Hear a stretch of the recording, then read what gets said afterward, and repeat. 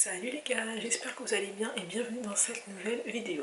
Donc aujourd'hui j'ai envie de faire avec vous un petit bilan de l'année 2021 et pourquoi pas vous annoncer également mes souhaits pour l'année 2022. En tout cas, c'est parti pour la suite.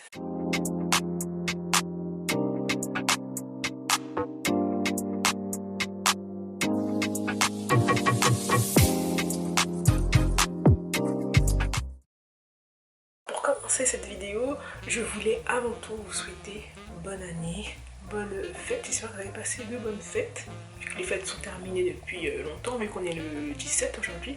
Mais sinon, bonne année, mes meilleurs vœux, plein de santé, enfin la santé, l'amour, l'argent, le bonheur, l'apaisement, la paix surtout. C'est tout ce que je vous souhaite pour cette nouvelle année 2022. Alors j'avais envie de faire avec vous un petit bilan, une petite introspection sur mon année 2021.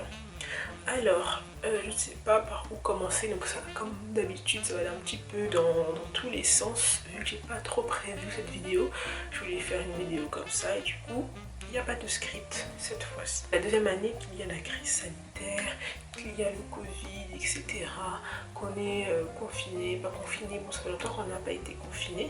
D'ailleurs, ça fait longtemps qu'il n'y a pas eu de couvre-feu, mais il y en a eu depuis ces 2 ans.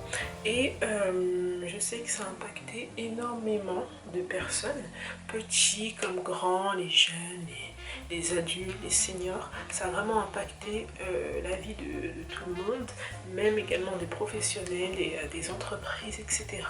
Tout le monde a dû revoir ses habitudes, son mode de vie, etc. Et c'est vrai que ça n'a pas été simple pour tout le monde, le confinement. Le 21, il y a eu le deuxième confinement, il me semble, où j'ai passé un an, enfin oui c'est ça, presque un an chez moi à faire l'école à la maison, donc de 9h à 18h. J'étais sur une chaise, donc je faisais l'effort quand même de me laver, de brosser mes dents, enfin faire le strict minimum. Bon après je restais en pyjama, mais au moins j'allais au salon pour suivre les cours. Mais c'est vrai que c'était assez compliqué. Pourtant moi j'adore l'école et j'aime également le dynamisme de l'école. Je trouve que là avec les cours à distance, l'école perd un peu de son charme entre guillemets, et c'est vrai qu'on est tout de suite beaucoup plus démotivé, on est beaucoup plus dissipé puisqu'il y a tout chez toi, il y a le chauffage, t'es en pyjama, t'es pas forcément bien apprêté entre guillemets, bien apprêté dans le sens où quand on part à l'école on s'habille, mais là du coup tu vas pas rester en jean chez toi. Bon après il y en a qui le font histoire de bien se mettre dans le bain et se dire que là je travaille, donc je mets cette tenue là. Mais sinon la plupart du temps les gens ils restent en pyjama, en tout cas les étudiants, et quand le cours il est pas tellement intéressant, mais t'as envie de dormir, t'as envie de faire autre chose, t'es tenté par la télé. Donc vu que moi j'étais dans le salon, t'es vite tenté par la télé, ton environnement autour de toi, rester sur une chaise pendant plus de 4 heures, parce que moi avant c'était des blocs de 4 heures que j'avais, donc de 9h à 13h. Ensuite je reprenais de 14h à 18h. C'était vraiment compliqué de rester sur une chaise dure, assis, pour écouter un cours et essayer. Bon après moi je faisais l'effort de participer histoire de me dire que le cours est plus ou moins dynamique, histoire de me motiver, mais c'est vrai que ça a été extrêmement compliqué. Donc là, j'ai fait également conversion, entre guillemets, je suis passée quand même au niveau des études. Je suis quand même passée de la compta finance à la RH et je regrette absolument pas. Pour l'instant, les cours me plaisent énormément et je suis extrêmement ravie. Donc je vous souhaite à tous également de trouver votre voie. Bon après, j'espère avoir trouvé ma voie, mais je vous souhaite à tous de trouver votre voie et quitte à vous réorienter, faites-le le plus tôt possible. Si vous vous rendez compte que la voie dans laquelle vous êtes ne vous plaît pas, alors réorientez-vous vers un domaine et n'hésitez pas à tenter. Parce que moi aussi, il y a beaucoup plus de domaines qui m'intéressent, il n'y a pas que la RH, mais j'ai décidé de commencer par la RH pour voir comment ça allait se passer. Et pour l'instant, ça me plaît beaucoup. Donc je suis très contente. Et voilà. En tout cas, là je serai en Master 1, donc j'espère avoir mon diplôme et bon, C'est vrai qu'avant j'étais beaucoup dans le oui, il faut avoir un master 2, il faut avoir un master 2, il faut absolument que j'ai un master 2, même si je sais pas trop pourquoi, mais il faut que j'ai un master 2. Mais là, maintenant, je suis plutôt dans une optique où, d'accord, je vais avoir mon bac plus 4 si tout se passe bien à la fin de l'année. Au lieu de continuer en M2, j'aimerais bien m'insérer dans la vie professionnelle. Donc là, c'est un peu partagé entre soit continuer, enfin faire un an de plus pour avoir mon M2, ou soit avoir une expérience professionnelle et avoir une coupure au niveau de mes études. Je sens que je suis arrivée, enfin je dirais pas que je suis arrivée à bout, mais je sens que ça me pèse de plus en plus en fait de faire l'école à la maison. Même si en soi, quand tu es au travail, il y a le télétravail maintenant qui s'est instauré et placé.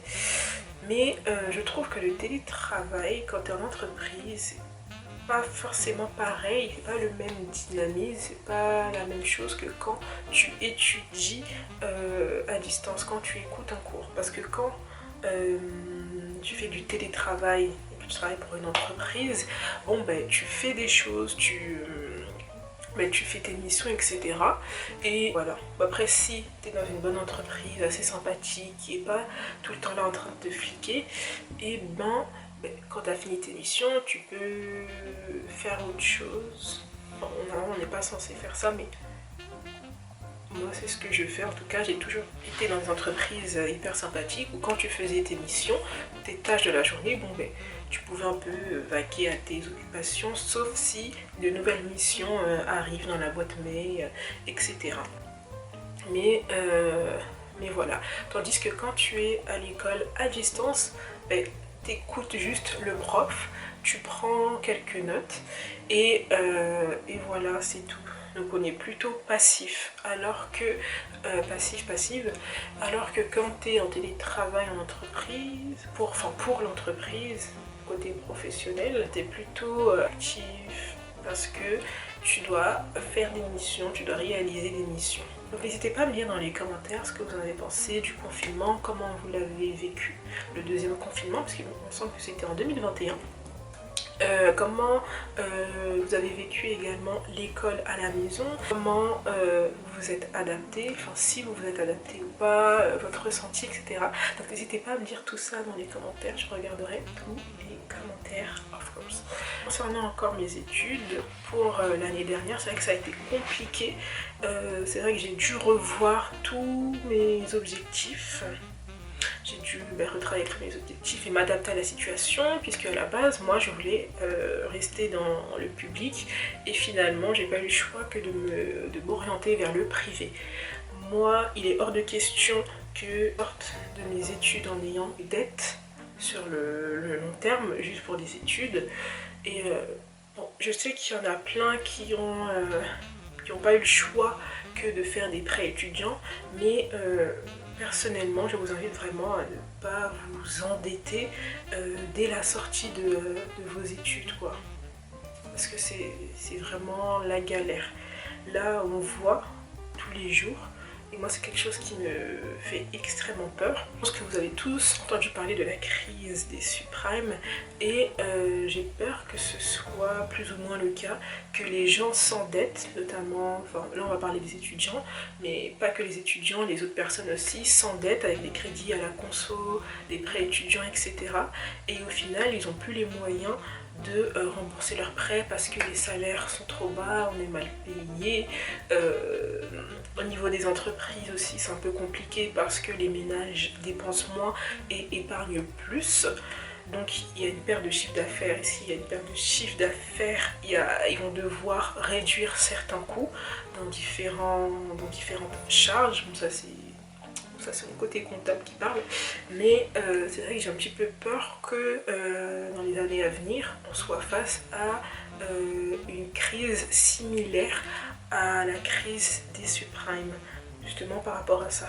Je suis partie un petit peu loin, mais tout ça pour dire que je vous invite vraiment à ne pas vous endetter pour vos études. Je pense qu'il existe d'autres alternatives comme l'alternance. Et l'alternance, c'est vraiment je dirais pas la voie royale parce que c'est pas fait pour tout le monde. Encore une fois, l'alternance c'est pas fait pour tout le monde. Il faut vraiment être organisé et aimer travailler. L'alternance c'est pour les personnes qui aiment travailler de base, qui travaillent bien, qui ont de bonnes méthodes, qui sont méthodiques, qui sont pragmatiques également. Et voilà, il faut vraiment avoir une certaine organisation et c'est également beaucoup de sacrifices. Du coup, l'année dernière, j'ai eu ma première expérience professionnelle et également eu ma première année en tant qu'apprenti. J'étais apprenti comptable et c'est grâce à cette expérience-là que je me suis rendu compte que je ne voulais pas travailler dans la comptabilité. Et au lieu de voir tout le côté négatif de ma situation, de mon expérience, j'essaye de voir tous les aspects positifs. Et le premier aspect, le principal aspect positif que je vois, c'est que je me suis rendu compte que je ne voulais pas être dans ça. Du coup, j'ai trouvé des solutions j'ai fait des recherches, etc. J'ai regardé des vidéos sur YouTube pour me réorienter dans un domaine qui me plaît plus. Et c'est important de savoir ce qu'on aime et de ne pas suivre les autres. Souvent, on suit nos amis parce qu'on ne sait pas quoi faire et du coup on se dit « Oh ben si mon ami aime bien ça, bon ben peut-être que moi aussi j'aimerais ça » alors que non, pas forcément. Si toi tu aimes en tant que femme, surtout si tu aimes travailler dans les datas, ben va dans les datas. Surtout que tout ce qui est métier informatique, analyse des données, etc., ils recherchent des femmes parce qu'il y a très peu de femmes et les femmes sont très bien payées. Et pas que les femmes, les personnes en général qui travaillent dans l'informatique, l'IA, intelligence artificielle, etc., en plus d'être très recherchés, ils sont extrêmement bien payés parce que ce sont des métiers d'avenir qui touchent à tout et les entreprises ont de plus en plus besoin de gérer leurs données. Donc si tous ces domaines-là vous intéressent, allez-y. Même si ça ne plaît pas forcément à vos amis, le plus important c'est vous serez seul. Quand vous allez évoluer, vous serez seul. Et vous ne serez pas avec vos amis. C'est pas vos amis qui vont payer votre loyer, c'est pas vos amis qui travailleront à votre place en entreprise, c'est vous, c'est bien vous. Donc il est vraiment important il est vraiment important d'aimer ce qu'on fait et je me suis rendu compte de ça dans mon expérience l'année dernière. C'est qu'il est en fait plus important que le salaire. Alors oui, c'est important d'avoir un bon salaire, puisque tout travail mérite salaire. Je ne fais pas des études pour être payée au SMIC et je trouve ça scandaleux que personnes qui ont un bac plus 5 touchent le SMIC. Bon après ça dépend des secteurs etc, c'est vrai, mais c'est quand même un peu scandaleux qu'on touche le SMIC alors qu'on a un bac plus 5. Enfin, je voulais dire par là, c'est que cette expérience-là aussi m'a permis de savoir ce que j'aime et ce que j'aime pas au niveau professionnel. Ça m'a également permis de me rendre compte que le salaire, c'était pas forcément premier critère de base. Alors oui, ça reste dans le top 3, on va pas se mentir, mais le plus important, je pense, dans un métier, c'est d'aimer ce que l'on fait concrètement. Parce que si tu n'aimes pas ce que tu fais, comment tu vas faire pour tenir dans un travail?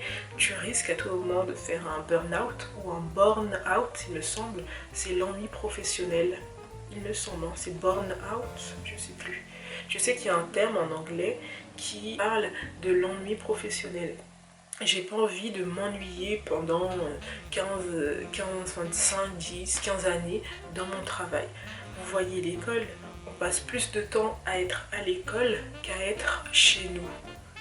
Là, ce sera pareil pour l'entreprise. Tu passeras plus de temps à être en entreprise que chez toi. Du coup, tu es obligé d'aimer ce que tu fais et de trouver un sens à ce que tu fais, être heureux quand tu te lèves le matin parce que tu sais que tu as travaillé dans un domaine qui te plaît, tu sais que tu vas retrouver tes collègues, etc.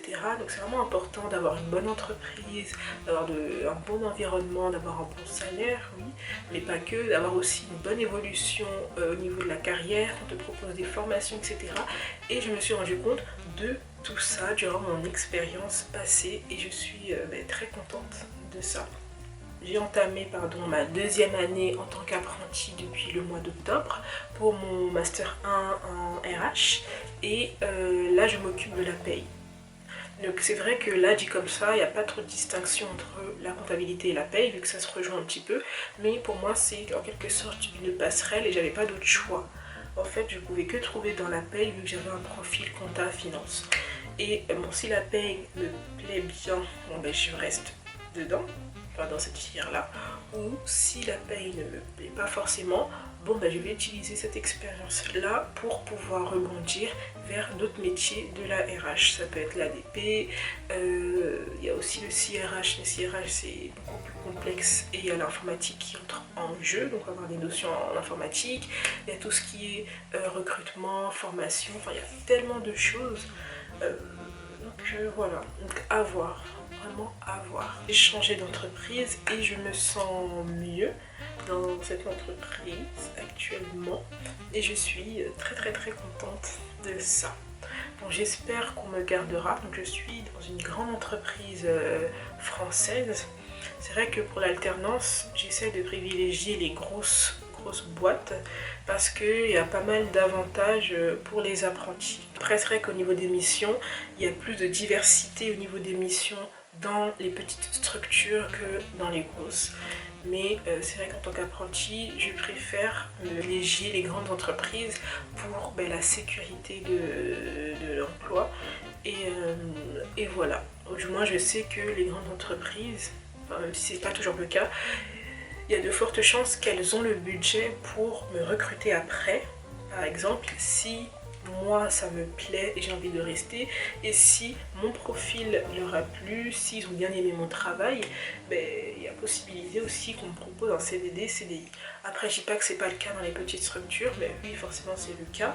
Vous pouvez être embauché en CDD ou en CDI dans les petites structures, mais je trouve qu'il y a plus cette garantie de l'emploi dans les grandes sociétés. Après peut-être que je me trompe parce que pour l'instant j'ai que de l'expérience dans les grandes sociétés, pas dans les petites. Donc à voir dans l'avenir. Voilà. Au niveau de mon mental, alors moi personnellement, je ne vais pas vous mentir, j'avais bien vécu les 2 confinements, étant donné que de base je suis casanière.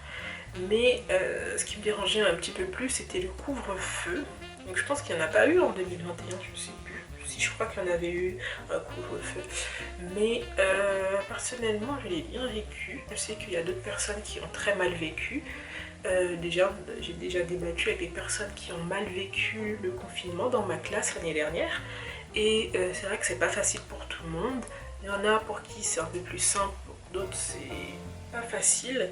Et c'est vrai que ça m'attriste beaucoup qu'il s'est passé des choses dramatiques chez elle parce que il ou elle avait un environnement assez toxique de base.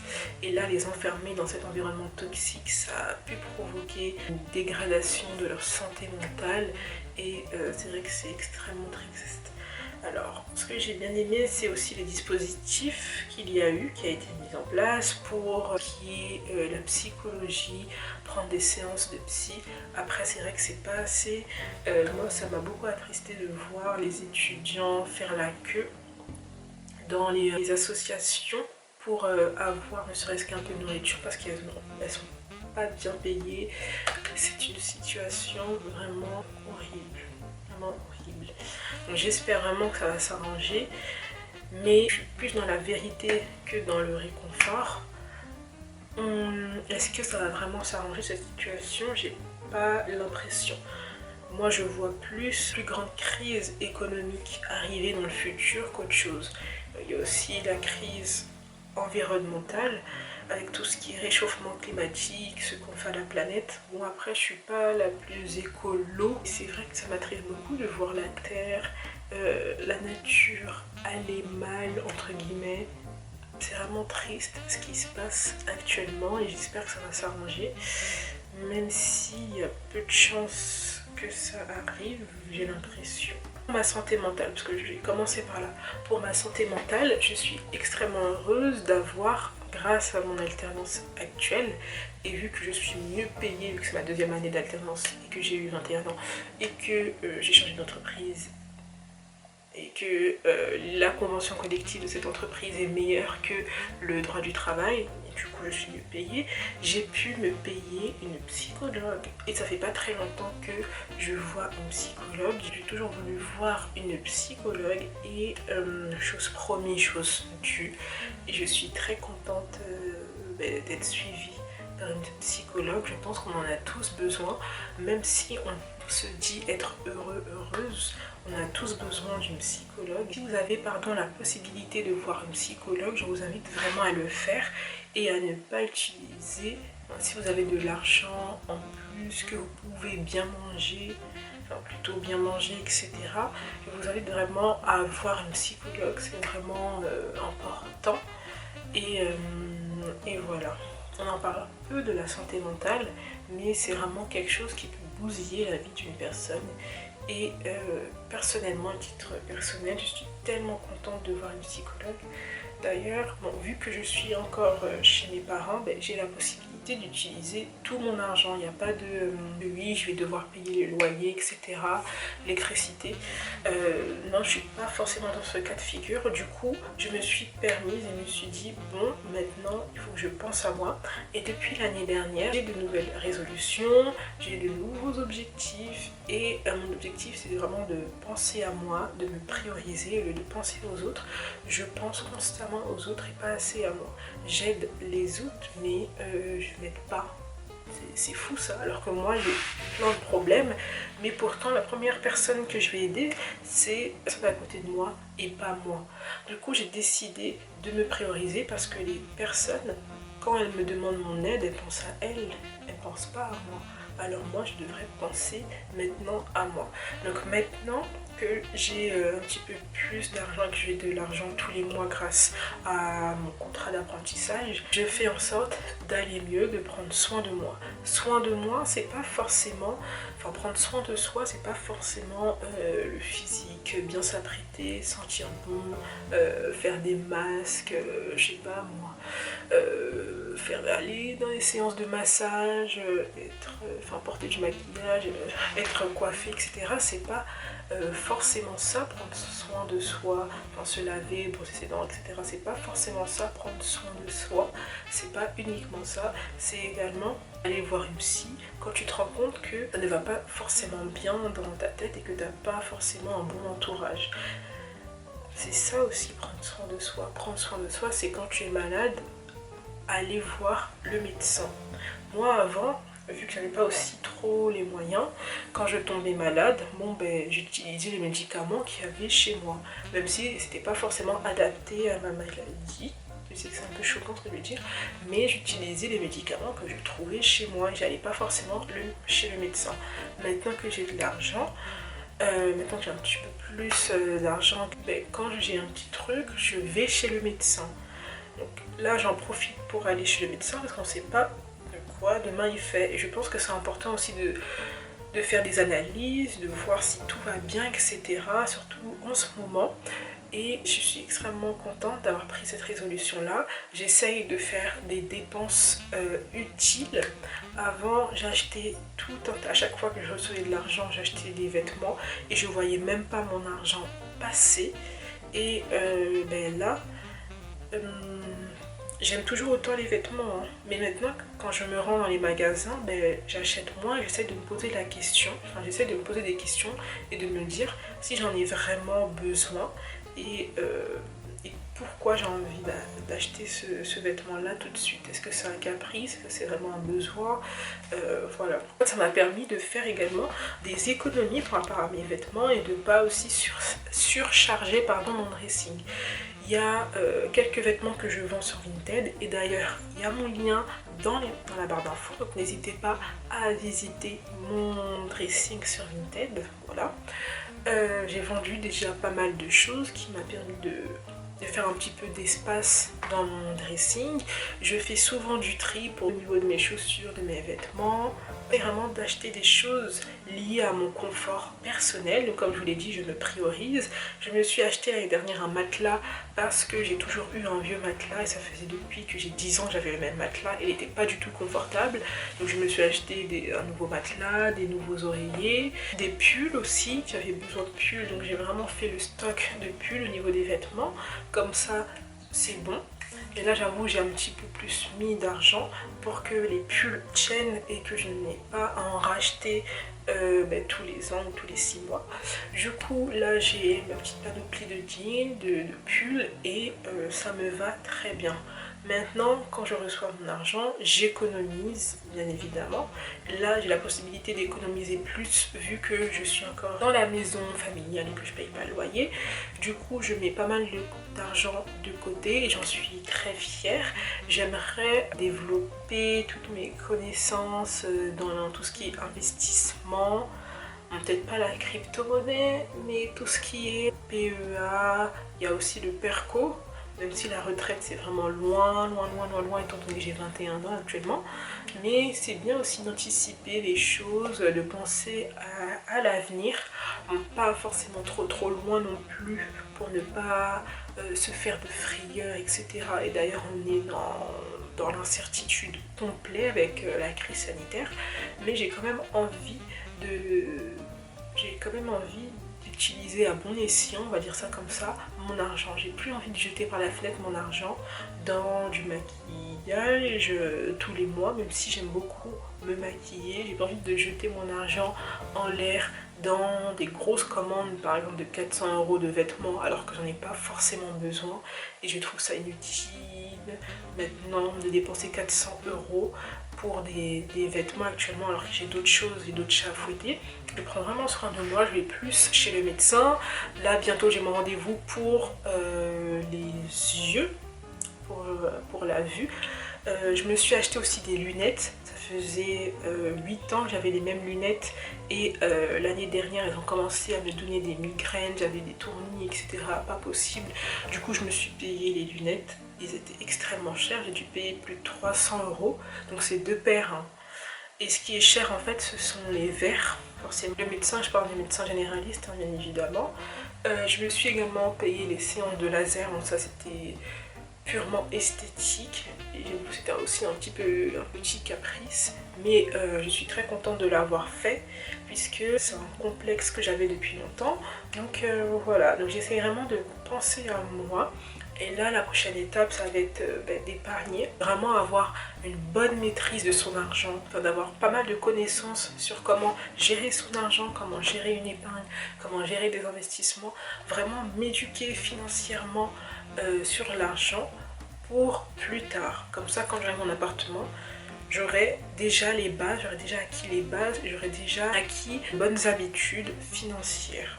Pour pas trop dépenser dans des choses inutiles.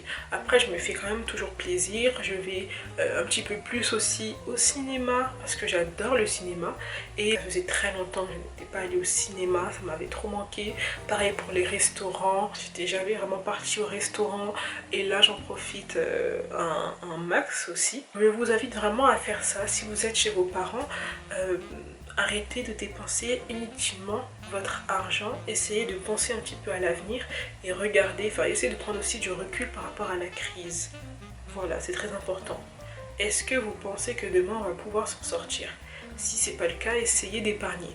Même 5 €, même 10 €, c'est déjà beaucoup et c'est déjà très bien. Voilà. J'ai aussi, enfin je n'irai pas voyager parce que j'ai pas dormi sur place, mais je me suis plus déplacée cette année. Je suis partie à Lille, je suis partie à Bordeaux, je suis partie en Belgique et j'aimerais bien refaire ça cette année, mais cette fois-ci essayer de dormir sur place.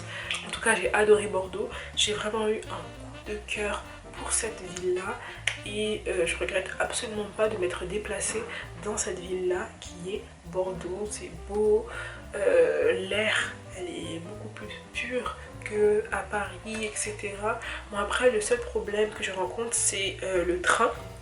En fait je me suis rendu compte que après 1h30 voire 1h40 de train, je commençais à me sentir un petit peu mal.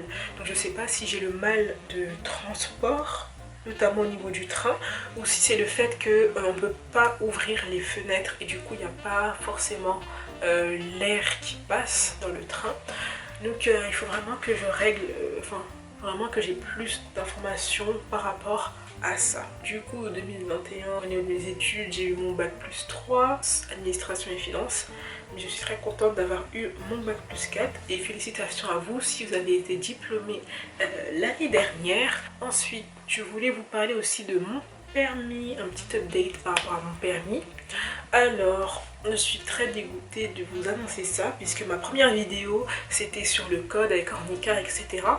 Là, il va me rester 2 années avant que mon code expire en août 2022. Il me restera 1 an pour avoir le code. Beaucoup réfléchi, sachant qu'il y a aussi une aide de 500 € quand tu es apprenti pour le permis, qui se fait une seule fois sur 1 an. Mais en fait, je me suis rendu compte que le permis, c'était pas finalement mon objectif premier. J'ai d'autres chats à fouetter, comme je vous l'ai dit. L'alternance c'est pas si simple que ça, ça demande beaucoup de sacrifices, notamment sur ta vie dans le sens où tu n'as plus de temps pour toi. Le seul moment où tu as du temps pour toi finalement, c'est quand tu rentres du travail, soit de l'entreprise, soit de l'école. Mais quand tu rentres du travail de l'entreprise, tu es fatigué, tu n'as pas envie de travailler. Il n'y a que le week-end finalement pour toi.